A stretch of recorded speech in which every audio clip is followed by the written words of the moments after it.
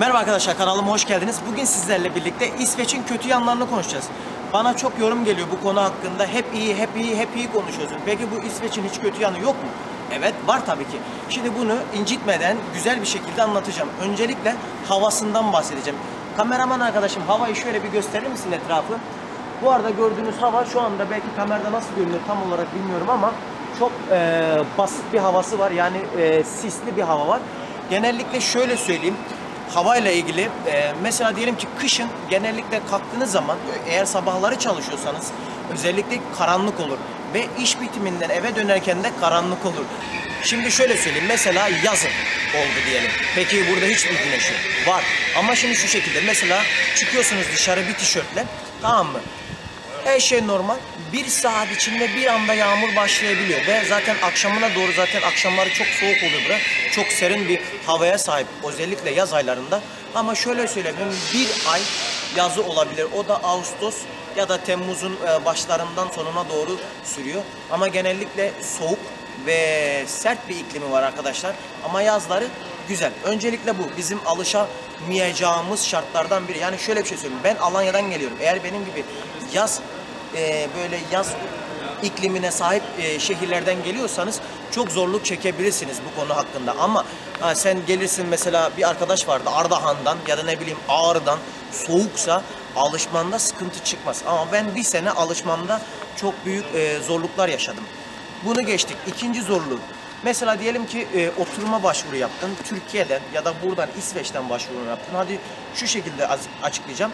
Türkiye'den oturuma başvuru yaptın. İşçi vizesi ya da sambo ya da evlilik başvurusu yaptığında bekleme süresi var. Herkes bunu biliyor. Yaklaşık 6 ay civarı ortalaması. Peki bunu yaptığın zaman ne olacak? Hadi diyelim ki bunu onayı verdi. Kabul oldu. Kabulden geçti. İsveç'e geldin. İsveç'e geldikten sonra şu kart lazım sana. Şimdi onu da anlatacağım çünkü göstermem lazım anlamanız için. İsveç'te iki çeşit kart veriliyor. Biri şu, ID-Kort diye. Bununla ilgili açıklamalar kısmına link koyacağım, ne işe yaradığıyla ilgili. Şöyle ismim görünmesin fazla bilgim. İsmimi herkes biliyor, Ümit Dişbudak.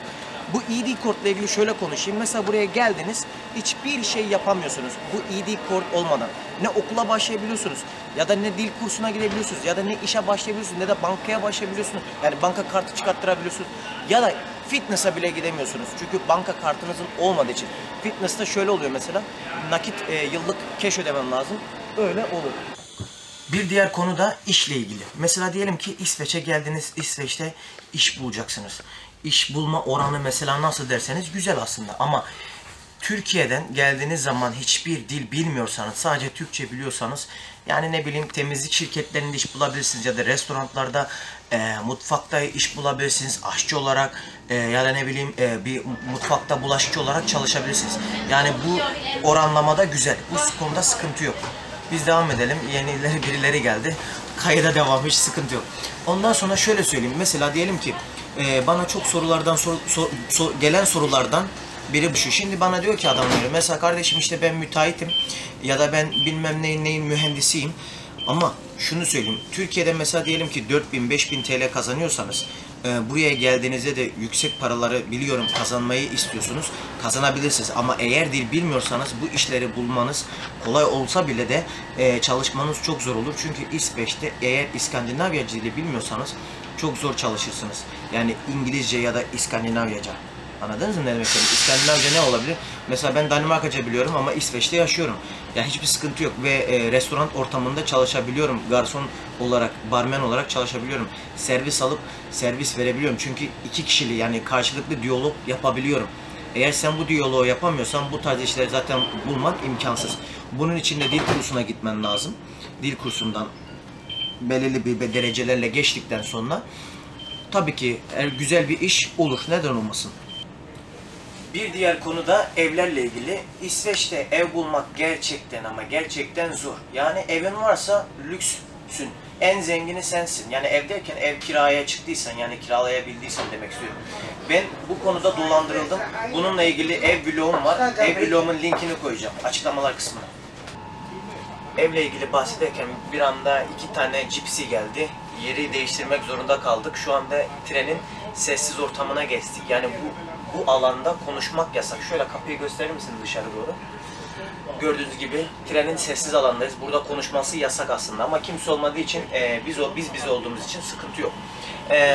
Bunu biraz daha böyle açık alanda yapıyoruz. Çünkü insanlar istiyormuş böyle daha dışarı çıkmamızı, dışarı ortamlarda çekmemizi. Evden devam ediyorum şimdi.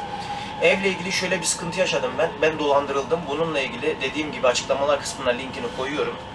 Bu arada kanalıma abone değilseniz abone olup bildirimleri açmayı unutmayın. Çünkü sizin desteklerinize ihtiyacım var. Tabii siz de yorumlarda bana fikirlerinizi yazabilirsiniz. Kırıcı olmadıkça lütfen. Evi anlattıktan sonra şimdi bir diğer konumuz da ırkçılıkla ilgili. Bana çok soru geliyor bununla ilgili. Abi orada ırkçılık var mı? Abi orada nasıl ırkçılık falan? Onunla ilgili şöyle hemen kısa ve net bir şekilde cevap vermek istiyorum. Irkçılık tabii var birazcık. Sonuçta Avrupa'nın her yerinde ırkçılık var. Özellikle siyah saçlıysanız benim gibi. Ya canım. Ben ırkçılık yaşamadım. Allah'a şükürler olsun da tabii bu sizin yaşamayacağınız ya da başınıza gelmeyecek diye bir kaide yok. Her zaman şöyle derim ben. Dostunu yakın tut ama düşmanını daha da yakın tut. O yüzden de mesafeyi her zaman koruyun. Mesafeyi koruduktan sonra başınıza hiçbir şeyin geleceğini sanmıyorum Allah'ın izniyle. Mahkeme sistemiyle ilgili konuşmak istiyorum. Ben şu anda eski ilk girdiğim ev sahibini mahkemeye verdim. Hala cevap bekliyorum. Yaklaşık 9 ay oldu.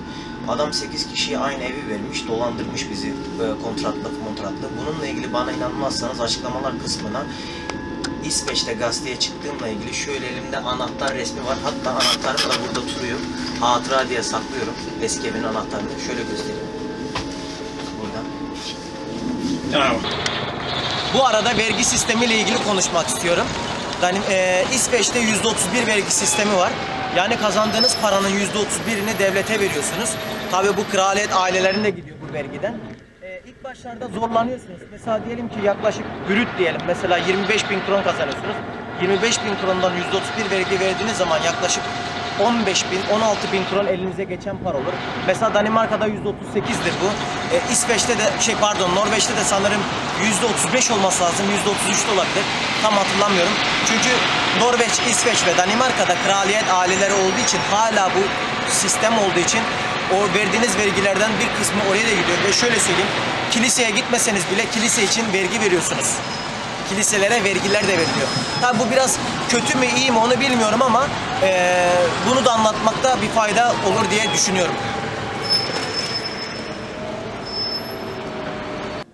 Bu arada İsveç'te mesela yaşıyoruz diyelim. Ve alışveriş yapacaksınız. Alışveriş yaparken mesela üstünüze elbise alacaksınız, ayakkabı alacaksınız falan fişman. İsveç'te pahalı aslında alışveriş yaparken. Özellikle mesela ben bugün aldım. Şunu aldım. Eldiven. 300 kron bu. Ama Türkiye kıyasla mesela imitasyon ürünler değil. Hepsi orijinal ürünler olduğu için pahalı. Şöyle söyleyeyim mesela ayakkabı. Aşağıya çeker misin ayakkabıyı? Bu ayakkabı Türkiye'deki fiyatını bilmiyorum ama buradaki fiyatı yaklaşık 1500 kron falan İsveç kronuyla eşte yani 1500 kron TL olarak da yaklaşık 800 lira falan oluyor. Ama şöyle bir ortam oluyor.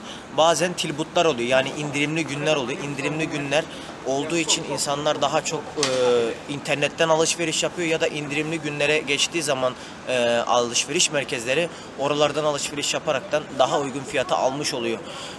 Bunu hatırlatmak istedim size. Teşekkür ederim. Bu arada kanalıma abone değilseniz abone olup bildirimleri açmayı unutmayın lütfen. Ve bu arada Instagram hesabımdan da beni takip edebilirsiniz. Sorularınız ya da fikirleriniz, görüşleriniz varsa onları bana bildirebilirsiniz. Instagram'dan arkadaşım olabilirsiniz. Teşekkür ederim izlediğiniz için.